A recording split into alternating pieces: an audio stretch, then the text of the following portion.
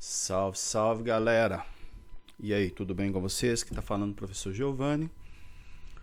E aí vamos para mais uma correção dos PETs do nono ano, tá? É a semana 4 do PET 1.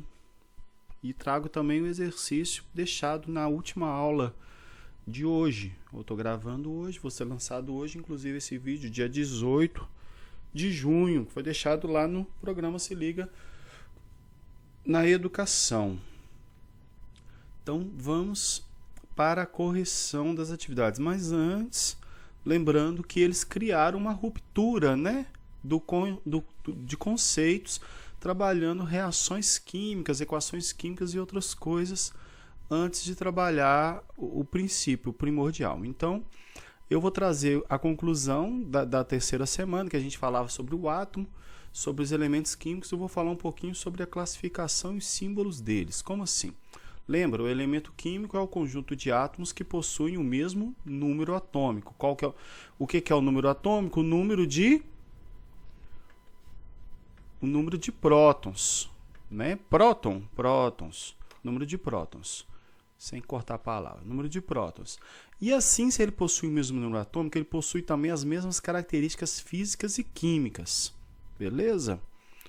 Beleza. Depois a gente pode aprofundar mais quais são essas características, mas em resumo é isso. Daqui a pouquinho eu vou falar algumas características que, querendo ou não, esses elementos químicos vão acabar tendo essas relações, tá? E aí a cada elemento químico foi atribuído a um símbolo, tá? No caso, uma sigla, tá? A gente segue uma sigla, que deriva de quê? Do nome do latim. Olha lá, o alumínio Al, o nitrogênio N, o boro B, bário Ba, berilo Be, carbono C, cálcio Ca, cádmio, olha lá, Cd. Não podia ser Ca de novo, né? Mas aí, ó, já começa a diferença. Chumbo, do latim plumbum. Então, Pb, cloro Cl, cobalto, ao cobre, ao Cu, né? Cu, cuprum, crômio, enxofre, S de sulfur, né? Inclusive a gente vai ver que os ácidos que tem o S lá, né? O enxofre, são ácidos sulfúricos, a gente conhece, a gente já ouviu falar sobre isso. O ferro, flúor, fósforo com P, porque escreve com pH. O hélio, hidrogênio, iodo, magnésio, mercúrio, olha lá, mercúrio também pega o H daqui e o G daqui, né, Hg. Neônio, que aqui está como neon, o gás é neônio, né, não é neon. Níquel, Ni, oxigênio, potássio, prata e sódio. Beleza? Aqui são exemplos, temos vários outros. E aí os elementos foram classificados em uma ordem crescente dos seus números atômicos. Quer dizer, tem aqueles que têm 1, aqueles que têm 2, aqueles que têm 3, aqueles que têm 4, e aí foi. E eles foram ordenados nessa ordem, em linha, tá? Na tabela periódica. Depois a gente fala sobre ela de uma forma mais aprofundada. E aí o porquê ser assim, outras informações virão depois, no próximos vídeos a gente posta isso, tá bom? E aí, na última aula, já tinha colocado, né, no último vídeo, a tabela periódica. Então, aqui está o de número 1, aqui está o de número 2, ó, a mesma linha. E aqui segue o de 3, 4. Acabou o espaço ali, aqui é o 5. E aí vai até o 10, olha lá, ó. Olha os números. E depois começa no 11 de novo, termina no 18. Só aqui no quarto período, ou quarta linha, que a gente vê que vai ocupando todas, né? Sendo que aqui embaixo tem ainda algumas exceções, mas vamos nos ater a essa distribuição, tá bom? Que foi feita. E aí paramos até hoje no 112, mas vários outros podem surgir em pouco tempo, tá bom? Beleza? Por que eu abri esse parênteses? Porque lá já foi falado de várias fórmulas químicas lá e a gente não conhecia nem os símbolos. E agora a gente passou a conhecê-los. Beleza? E aí, outro tema que ficou para trás, que talvez eles vão trazer depois, mas já tinha que ter vindo, que são substâncias. O que é a substância?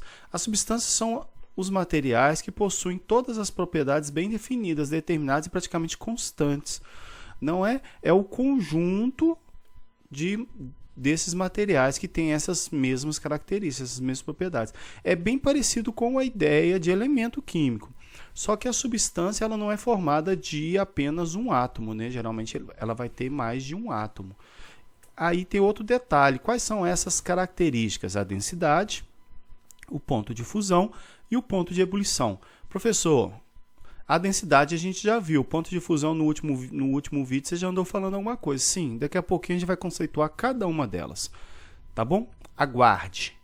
E aí nós temos aqui alguns exemplos. Ó, a água, 0 graus, ponto de fusão 100 de ebulição. A densidade 1 grama por centímetro cúbico. Daqui a pouquinho a gente vai falar sobre isso aqui.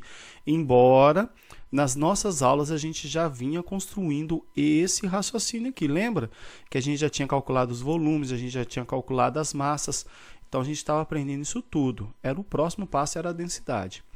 Aí depois o cloreto de sódio, está aí um exemplo, ponto de fusão, o ponto que o cloreto vai derreter, 801 graus Celsius. Por isso que não tem sal líquido, né? Por isso, provavelmente, né?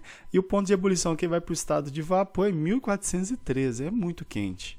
É muito quente. Em condições normais é quase impossível a gente ver isso aí aqui, né? Embora nas camadas mais subterrâneas, né? Lá no magma, lá pode acontecer. E a densidade dele, 2,17. O etanol. Etanol é o álcool, tá? É o álcool.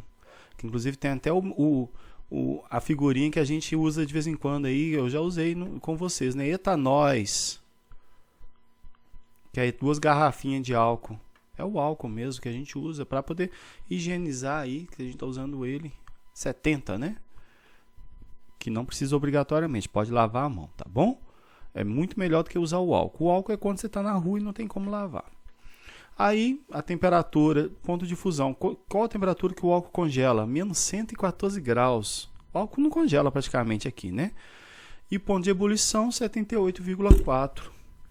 A densidade, 0,79. Quer dizer, ele é menos denso até do que a água. Ó, o sal é mais denso que a água.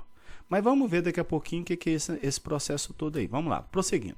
As substâncias podem ser formadas por átomos, moléculas ou aglomerados. Por que por átomos? Porque tem substância que é um aglomerado de átomos só, né? E aglomerados iônicos. Outros formam as moléculas. Um átomo se liga mesmo no outro, bonitinho, de tipo diferente, com ligação, coisa bonitinha. E outros vão formar os aglomerados iônicos que são atraídos por eletricidade mesmo. Depois a gente vai entender isso. A gente vai falar sobre esses tipos de ligação, tá? Esse aqui seria as ligações metálicas, aqui as moleculares e aqui as iônicas, mas depois a gente fala sobre elas. A água e o etanol são formados por moléculas que são respectivamente H2O, que a gente já conhece, e esse aqui é o etanol, ó, C2H5OH. Por que ficou 2H aqui, né, professor? É porque aqui para destacar o OH do etanol, que é o que caracteriza o grupo, um grupo químico, tá bom? Mas aí, grupo dos álcools, né? Mas aí deixa isso aí por enquanto, você está sabendo. No ano que vem que você vai ver isso aí lá no primeiro ano, segundo ano, são as funções químicas. Mas enfim, prosseguindo. Enquanto o cloreto de sódio é formado por aglomerados iônicos, cuja fórmula unitária é NaCl, sódio e cloro. Beleza? Vamos seguir. Se os átomos que se unem para formar a substância forem do mesmo elemento químico, temos então uma substância simples. Grava isso. Lá na aula de hoje foi falada sobre a substância simples, né? De hoje, dia 18/6. E eu acho que muita gente deve ter ficado boiando o que é substância simples lá. E aí nós temos alguns exemplos aqui. Ó. O gás oxigênio, olha, ele é formado por 2 oxigênios. O gás hidrogênio, por 2 hidrogênios. O ferro, formado só por ferro. O gás hélio, por HE. E o alumínio, por Al. Esses aqui são exemplos que são formados só por átomos mesmo, né? Não tem nem aquela ligação nem molecular, nem iônica. Aqui nesse caso, são ligações metálicas e esse aqui não tem nem ligação, né? Depois a gente fala sobre eles. Vamos lá? Por outro lado, se as substâncias forem formadas por átomos de 2 ou mais elementos, diferentes, como é o caso da água, do etanol, do cloreto de sódio, que a gente já viu as fórmulas lá anteriores, então serão classificadas como substância composta. Então, substância simples, só um tipo de elemento. Substância composta, elementos diferentes. E aí eu trouxe aqui uma atividadezinha rapidinha para a gente fazer a fixação. Temos a substância A, B e C. Na substância A, nós vemos somente um tipo de átomo, não é? Então, aqui é uma substância simples. Aqui nós temos dois tipos de átomo, ó. Um átomo grandinho e os dois pequenininhos. Parece até a molécula da água, né? Pode ser da água. Tem outros elementos também que vão formar algo bem parecido com isso aí. Então, é composta. E aqui nós temos aqui, ó, com um grande e três pequenininhos. Esse aqui pode ser provavelmente a amônia, né? Que é NH3, mas também é composta. Tá bom? Não importa o nome, mas o que importa é que aqui é simples porque são iguais e aqui são compostas porque são diferentes. Isso é o que interessa agora para nós. E aí, as propriedades da matéria que eu citei, que a gente precisa trabalhar, que é um tema que está no PET, nas atividades que nós fizemos. Ponto de fusão, ponto de ebulição, e aí eu inseri a densidade, que era a próxima matéria que nós veríamos em sala. Então, a densidade é a relação existente entre a massa e o volume. A gente já viu isso. Qual que é a unidade de medida de massa? Grama. E volume? Centímetro cúbico, mililitro, litro. Lembra disso? Então, vamos lá. De material a uma dada pressão e temperatura. Ou seja, é quanto cabe de matéria em um volume de determinada substância. Lembrando que massa é a quantidade de matéria e o volume é o espaço ocupado por ela. Beleza? Tranquilo. Então, vamos lá. Essa relação pode ser expressada pela fórmula densidade, o D de densidade, densidade é igual a massa dividida pelo volume. Lembra a massa dividido pelo volume. No Sistema Internacional de Unidades, que a gente estava estudando quando a gente entrou no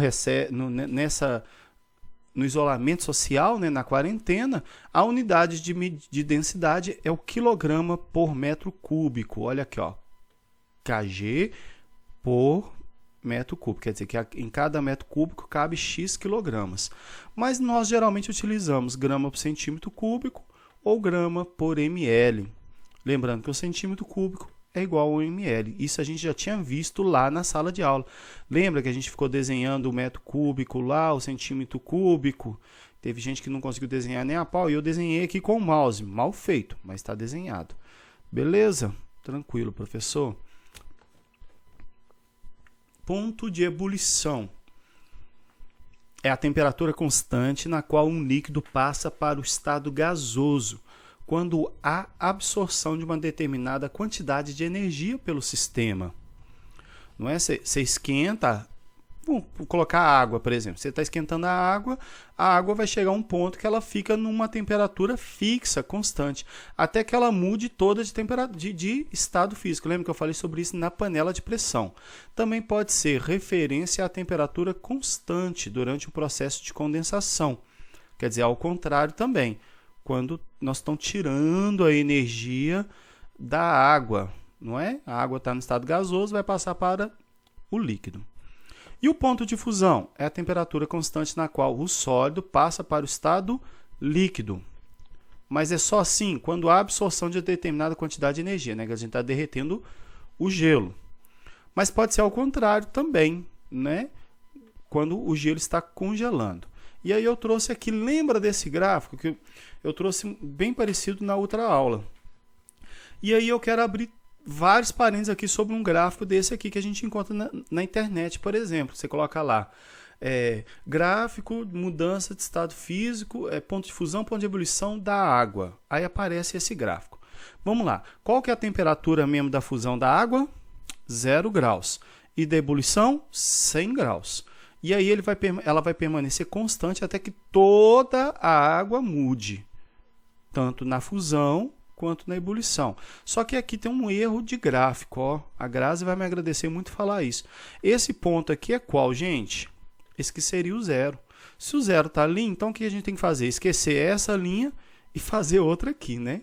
Então, olha lá, ó, a fusão acontece aqui, ó, tá bom? Acontece aqui, ó, a fusão acontece aqui, ó, nesse pedacinho aqui, ó, 0 graus. Lembrando, aqui é o 0, ponto 0, tá bom? E aí a decorrência do tempo e a temperatura mudando. Beleza? Fácil, né? Grave isso, não esqueça. E aí é que eu tenho 2 exemplos, né? Se eu coloco lá o gelo para derreter na água, enquanto ele está derretendo, permanece em 0 graus. Por isso nós colocamos gelo no suco, tá? Para poder gelar o suco todo, porque gela tudo. E aqui 100 graus, a água mesmo fervendo. Enquanto ela ferve, ela não muda. Por isso que a panela de pressão é utilizada para que a água alcance a temperatura mais alta que 100 graus. Beleza? Beleza, professor? E aí, a atividade de hoje são os processos endotérmicos e exotérmicos. Os endotérmicos, lembra? São, né, eu coloquei lá no grupo endo, dentro. São aqueles que absorvem energia para ser realizado. E exo, lembra? Fora. Quer dizer que ele libera energia. Esse absorve, esse libera. Esse absorve, esse libera. Beleza? Fácil. E aí nós temos alguns exemplos que estavam até no livro lá na apostila do PET, né? A queima de uma vela libera calor, exotérmico. Queima de qualquer combustível, exotérmico. Queima de qualquer gás, aqui eles colocaram propano, mas pode ser o butano, metano, qualquer um outro, exotérmico. A liquefação ou condensação da água, também a solidificação dela, né? Também a solidificação dela. Só que eu quero abrir um parêntese para isso aqui, para esse aqui. Ele não libera necessariamente energia, ele está perdendo energia, mas não é aquela liberação de energia na forma de calor, aquela coisa tão bem aprimorada e tão visível para nós, igual a gente vê aqui no fogo, né, por exemplo. Mas está acontecendo também, tá bom? Aqui, processos endotérmicos. Nós temos a ebulição da água, tem que fornecer o calor para ela ferver, a fusão do gelo, você tem que fornecer o calor para ele congelar, para ele descongelar, né? A fotossíntese. Quem que fornece energia para a fotossíntese, gente? A luz do sol, né? E a bolsa de gelo instantânea que a gente coloca no nosso braço lá também é um tipo de fusão, né? No caso, do mesmo jeito. Tranquilo? E aí, nos processos exotérmicos, o sistema perde calor e nos endotérmicos ganha. Se o exotérmico perde calor, o ambiente é aquecido. No endotérmico ele ganha, o ambiente resfria-se. Beleza? Beleza. Continuando. Atividade 1. Considere as 2 situações mostradas nas imagens a seguir. A situação 1, a combustão do metano, né? CH4, principal componente do gás natural. Geralmente na nossa casa não é esse gás não, tá? Geralmente na indústria que usa o metano. Também nos carros, né? Nos automóveis, aquele gás natural. E a situação 2, secagem de roupas ao sol. E aí pede, qual processo é representado pela imagem 1? Nós temos um processo exotérmico. Está pegando fogo, está liberando calor. Você coloca a mão lá, queima, sai luz, enfim. E a B, qual o processo representado na imagem 2? Endotérmico. Por quê? Você tem que dar calor para a água evaporar. Beleza? Atividade 2. A figura abaixo representa a mudança de estado físico da água. Classifique cada mudança de estado em endotérmica ou exotérmica, justificando sua resposta. Então, essa figura já estava no outro PET, eu coloquei aqui também na semana passada, na semana retrasada já, né? Então, vamos lá. Fusão e vaporização são processos endotérmicos. E a solidificação e liquefação, exotérmicos. Beleza? Professor, e a sublimação? Aqui, como eles colocaram só sublimação, se a sublimação está passando do gasoso para o sólido, exotérmico. Eu coloquei vermelhinho. Se ele está passando do sólido para o gasoso, é endotérmico. Beleza? Fácil, né? Então, dá o pause aí e copia aí que você precisar de copiar. Beleza? Coloca as 2 classificações. Você pode escrever de um lado assim, exotérmico, fusão, solidificação, liquefação, sublimação do gasoso para o sólido. Endotérmico, fusão, vaporização, sublimação do sólido para o gasoso. Tranquilo. Vamos lá. Atividade 3. Ao se sair molhado em local aberto, mesmo em dias quentes, sente-se uma sensação de frio.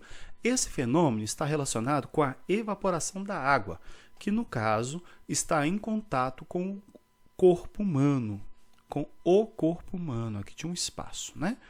Essa sensação de frio explica-se corretamente pelo fato de que a evaporação da água.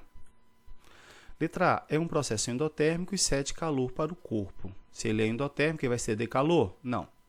Viaja não. É um processo endotérmico e retira calor do corpo. Se ele é endotérmico, ele vai retira calor de onde? Do corpo. Tá certo essa aqui. O exotérmico cede calor para o corpo. Aí o corpo não iria esfriar. E esse aqui também está errado, né? Esse aqui é certa a frase, mas não é o caso que acontece, né? A C. Não é o caso que acontece. Agora, a A e a D totalmente erradas. Atividade 4. A imagem a seguir mostra a utilização de uma bolsa de gelo instantâneo para aliviar uma lesão no joelho. Todo mundo já colocou gelo quando machucou alguma coisa, né? A reação entre os componentes da bolsa produz uma sensação de frio. Classifique o sistema em endotérmico ou exotérmico e justifique sua resposta. Fácil, né? A fusão, né? Porque está acontecendo uma fusão. É um processo endotérmico. Ou seja, absorve o calor do meio. Qual que é o calor qual que é o meio que está em contato ali no caso? Qual é a superfície que está em contato? A pele, os músculos, tendões e ossos. E aí eu trouxe um adendo aqui. É uma técnica muito utilizada para aliviar a dor, né? Também para retardar o processo inflamatório, né? Porque com menos calor retarda o processo inflamatório. É um processo, né? Como se fosse um tratamento anti-inflamatório, sem tomar o comprimido, o gelo, tá bom? E aí, atividade 5. Em uma cozinha estão ocorrendo os seguintes processos: gás queimando e água fervendo, né? Sobre a boca do fogão, beleza? Aí, classifica, com relação a esses processos, pode-se afirmar o quê? Um é o quê? Exotérmico. E o 2, endotérmico. Fácil também. Fácil. Aí, as atividades deixadas hoje na aula, dia 18. O consumo de ácido sulfúrico pode ser utilizado como um indicador do desenvolvimento de um país. Industrialmente, esse ácido pode ser obtido a partir da pirita de ferro. Eu, né, fiz até um vídeo para o 6º ano falando sobre minérios e falei também no 7º ano sobre a chuva ácida, né? Sobre a chuva ácida, que é causada pela presença do ácido sulfúrico na atmosfera. Esse ácido sulfúrico na atmosfera, ele é causado também por esse processo aqui, ó, né? Que a indústria pega e liberava isso aqui no ar, né? Mas hoje em dia é comum pegar e produzir isso lá dentro da indústria, ou seja, evita a poluição. Por isso que o desenvolvimento de um país pode ser medido por esse processo.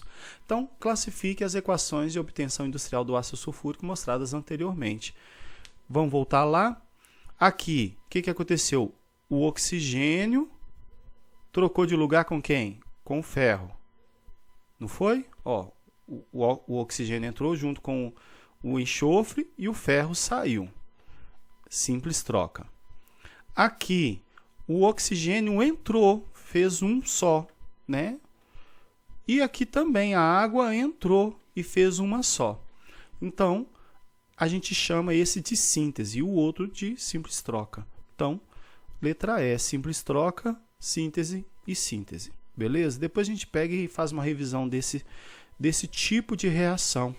Porque eu acho que lá na aula também não deu tempo dela fazer essa ideia. Nós vamos falar sobre esse tipo de reação. Simples troca, dupla troca, síntese, decomposição. Nós vamos falar sobre eles, tá bom? Número 2. Assinale a alternativa que apresenta agentes que tendem a aumentar a velocidade de uma reação. Deixa o professor tomar água. Calor, obscuridade, catalisador. Obscuridade tem nada a ver. Calor, maior superfície de contato entre reagentes. Ó, beleza. Ausência de catalisador. Viajou. Então, a gente vai ter a letra C. Calor, maior superfície de contato entre reagentes e catalisador. Foi a aula de hoje, que ela fez várias experiências. Ela pulverizou o comprimido, coisas que eu faria com vocês no laboratório. Mas tá bom, ela fez lá, e qualquer coisa você veja, tem lá no PET também, faça.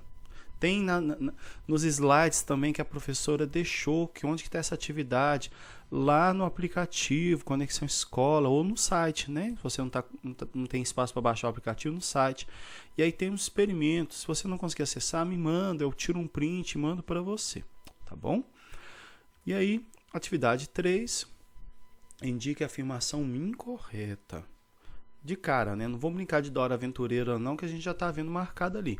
Quanto menor for a temperatura, maior será a velocidade de uma reação. É o contrário, né? Quanto maior a temperatura, maior a velocidade de uma reação. O aumento da temperatura aumenta a velocidade. A velocidade de um reagente sólido é menor que o estado líquido, obviamente, que um líquido é melhor. A diferença energética entre os produtos e os reagentes é chamada de entalpia de reação. Não foi falado isso, mas é isso mesmo. E a velocidade de uma reação depende da natureza do reagente. Também não foi falado isso, mas também está certo. Tá ok? Então, por hoje a gente fica nisso. Por favor, quem não fez a atividade, faça, tire foto, mande no WhatsApp.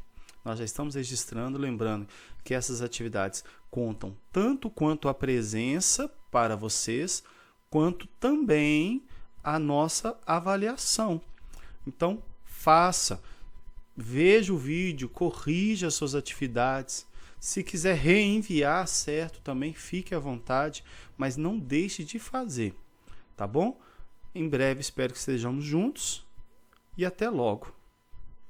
Tchau.